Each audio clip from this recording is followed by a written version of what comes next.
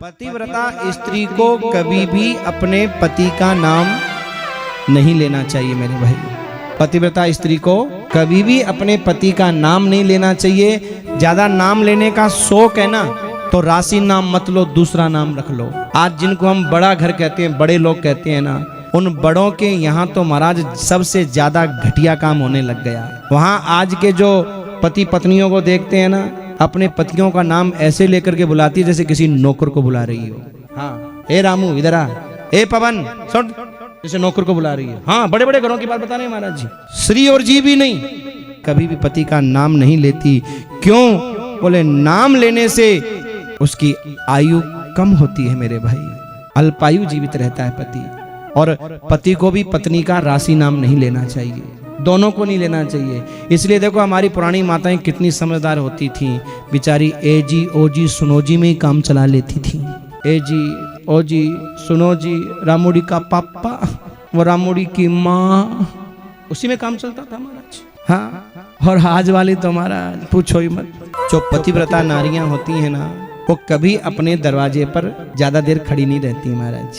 न ज्यादा देर खड़ी रहती हैं, न इधर उधर ज्यादा देखती हैं, न दूसरे के घर पर जाके कभी गप्पे मारती हैं, और न ही महाराज किसी का भेद लेकर के और इधर उधर उस भेद को बोलती है। होता ना कईयों की आदत की कथा में भी बैठी है तो धीरे से बात करी है, अरे रामारी तू बहुत दिनों बाद मिली है और मैंने सुना था तेरी पड़ोसन भाग भूग गई, क्या हुआ? अब कथा में तो कम ध्यान है, भागने भूगने में ज्यादा ध्यान है। एक बात ध्यान रखना, और वही बात कथा में कुछ सुना नहीं है, वही बात जाके तुम अपनी बहू को बोल रही हो, बेटी को बोल रही हो, बड़े मजे ले लेके बोल रही हो। तुम्हें ये नहीं पता कि कथा की बात जाके बोलोगे तो घर में पॉजिटिव ऊर्जा आ जाएगी, और किसी के भागने आने की बात बोलोगे तो निगेटिव ऊर्जा आ जाएगी। अरे उसकी नहीं, तुम्हारी भी भाग जाएगी मेरे भाई, ध्यान रखना, तुम्हारी भी भाग जाएगी। इसलिए संकल्प लो कि आज के बाद हम किसी की चर्चा अपने घर में उल्टी सीधी नहीं करेंगे मेरे भाई, किसी की नहीं। कि पतिव्रता नारी कभी किसी का भेद लेकर के इधर उधर की बातें नहीं करती है। और महाराज जो इधर उधर की बातें करती है वो पतिव्रता हो ही नहीं सकती, चाहे कितना ही पति का नाम का घी लगा लगा के चूड़ा पहने, चाहे कितना ही चौथ का व्रत करे। होती ना कई माताएं चूड़े में घी लगावे खूब निकाल निकाल के, पति आके बोले हो रहे बावड़ी इस चूड़े में घी लगाने से सुहाग अमर नहीं रहेगो, तो मन ने खवाया कर जब अमर रहेगो। मेरे को तो खवाती नहीं है, चूड़े में पूरा घी लगाती है, उसे सुहाग कहाँ से अमर होगा? देहरी पर बैठ करके पतिव्रता स्त्री को कभी भी बातें नहीं करनी चाहिए। देहरी, घर की देहरी जो होती है ना, पतिव्रता स्त्री उस पर कभी नहीं बैठती है। कभी महाराज उस पर देखो, देहरी ऊंखल और मूसली का कभी स्पर्श नहीं करती है पैरों से, झाड़ू को कभी सामने नहीं रखती है। और देखो ऋतु स्नान के पश्चात वो अपने पति का मुख देखे, या फिर महाराज पति घर पे नहीं हो तो पति का स्मरण करते हुए सूर्य नारायण के दर्शन करे। और अगर पति का देखो ऋतु स्नान के बाद जब स्त्री सर्द होती है और सबसे पहले जिसका मुख देखती है ना, अगर संतान गर्भ में आ जाए उसके बाद तो जिसका मुख देखा है ना, उसके गुण उसमें आएंगे ही आएंगे। इसलिए कहा है अपने पति का मुख देखो, और पति नहीं है तो फिर सूर्य नारायण के दर्शन करो पति का स्मरण करते हुए। पति की आयु की इच्छा करने वाली पतिव्रता स्त्रियां कभी भी अपने सुहाग चिन्ह का त्याग ना करें महाराज।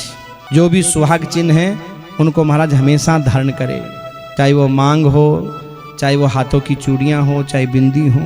अच्छा एक बात देखो, पुराने जमाने में माताएं खूब लंबी मांग भरती थी, खूब लंबी, है ना।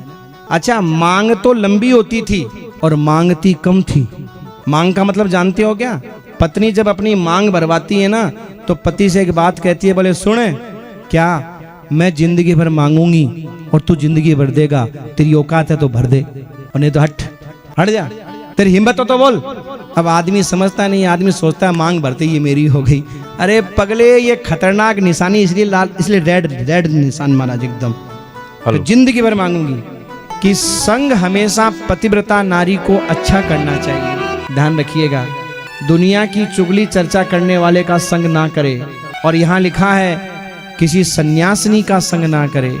हाँ, जो पतिव्रता नारी है उसे कभी भी व्यभिचारिणी का, दुर्भाग्य युक्त और सन्यासिनी का संग नहीं करना चाहिए। कारण बोले जैसा करो संग वैसा चढ़े रंग। आप देखना जब सन्यासिनी का संग करोगे तो सन्यास की बातें तुमको याद आने लग जाएगी।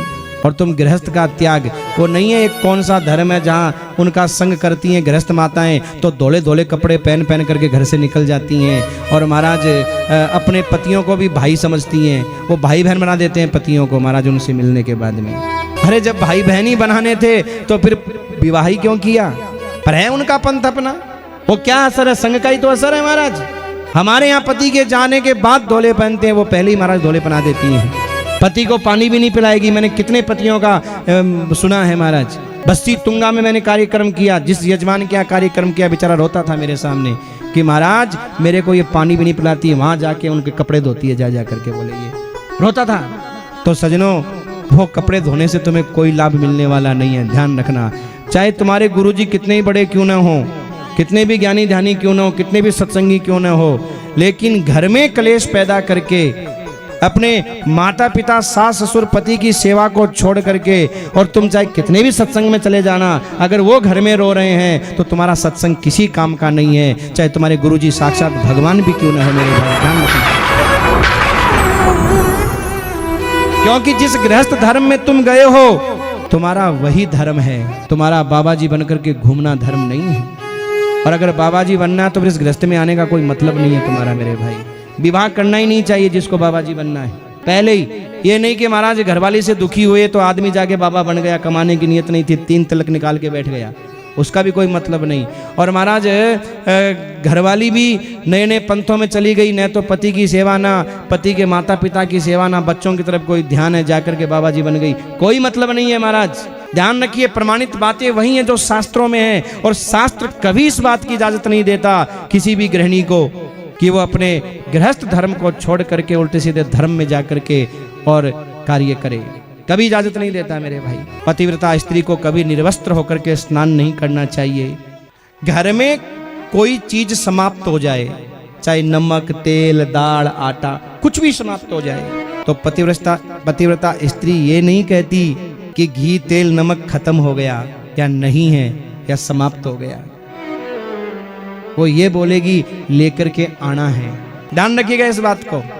हम लोग घरों में क्या बोलते हैं, आलू आटो खत्म हो गयो, चीनी खत्म होगी, फिर खत्म ही होता है। बरगद उस घर में कभी नहीं होती जहां अन्नपूर्णा स्वरूप वो लक्ष्मी रूपी पत्नी घर में ये शब्द अपने मुंह से निकाल देती है कि खत्म हो गया। ध्यान रखना इस बात का विशेष रूप से कि पतिव्रता नारी को कभी ये शब्द नहीं बोलने चाहिए खत्म हो गया, नहीं, लेकर के आना है राम जी, आज लेकर के आना है। और पति भी कभी ये ना बोले क्यों खत्म हो गया, के पति भी ये ना बोले, पति भी कहे हाँ ठीक है मैं लेकर के आऊंगा आज। और देखो पति जब बाहर से आए तो शीघ्रता पूर्वक जल आदि अन्न आदि की उसके लिए व्यवस्था करे, मीठे वचन बोले, हाँ अपने स्वामी को प्रसन्न रखे। क्यों?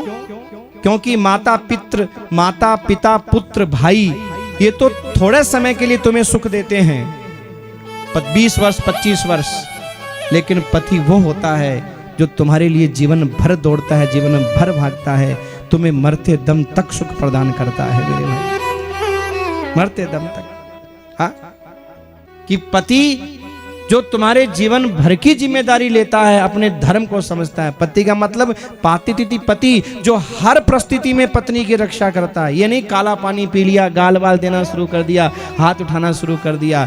अरे भैया पशु पक्षी भी स्त्री जाति के ऊपर हाथ नहीं उठाते हैं, नारी जाति पर हाथ नहीं उठाते हैं। सांड लड़ लेंगे लेकिन गाय सांड कभी नहीं लड़ते, कुत्ते लड़ लेंगे लेकिन कुत्ता कुतिया कभी नहीं लड़ते हैं। क्यों? क्योंकि वो नारी जाति पर हाथ नहीं उठाते हैं, सम्मान करते हैं नारी जाति का। और कोई अपने आप को मर्द साबित करने के लिए काला पानी पी करके और जो पत्नी को पैर की जूती समझता है ना, उसकी जूतियां घिस जाती है मेरे भाई जिंदगी में कमाते कमाते, पर उस घर में कभी बरगत नहीं आती है। ध्यान रखना मेरे भाई, घिस जाती है जूतियां। क्योंकि पत्नी जिसको अर्धांगिनी कहा है, लक्ष्मी कहा है, अन्नपूर्णा कहा है, वो तुम्हारे घर की साक्षात देवी है। और अगर उसका सम्मान नहीं है तो घर में कोई सम्मान रहने वाला भी नहीं है। एक बात और ध्यान रखना, कभी भी अपनी पत्नी को कष्ट देने से पहले, कभी भी अपनी बहू को दुख देने से पहले एक बात का विचार करना, क्या तुम्हारे घर में सूतक पातक जब भी लगता है, सुआ सूतक लगता है, तो तुम्हारी बेटी को कभी नहीं लगता, पर तुम्हारी बहू को लगता है ना। अग्नि की साक्षी में जिस बहू को तुमने अपना माना है वो तुम्हारी बेटी है। उस बहु रूपी बेटी को तुम्हारा सूतक और पातक लगता है, सुआ सूतक लगता है, पर तुम्हारी बेटी जिसको तुम अपना मान करके बैठे हो उसे तुम्हें कभी सूतक पातक, अगर तुम्हारी वो अपनी होती तो उसे भी सूतक पातक लगना चाहिए था ना, लेकिन नहीं लगता। तो एक बात ध्यान रखना, ये कथा संकेत करती है जिस बहू को तुम पराई समझते हो ना, वो पराई नहीं है, तुम्हारी वो अपनी बेटी है। और जिस बेटी को तुम अपनी समझते हो ना, अगर वो तुम्हारी अपनी होती तो फिर कहीं तुम दूसरे घर में भेजते ही क्यों।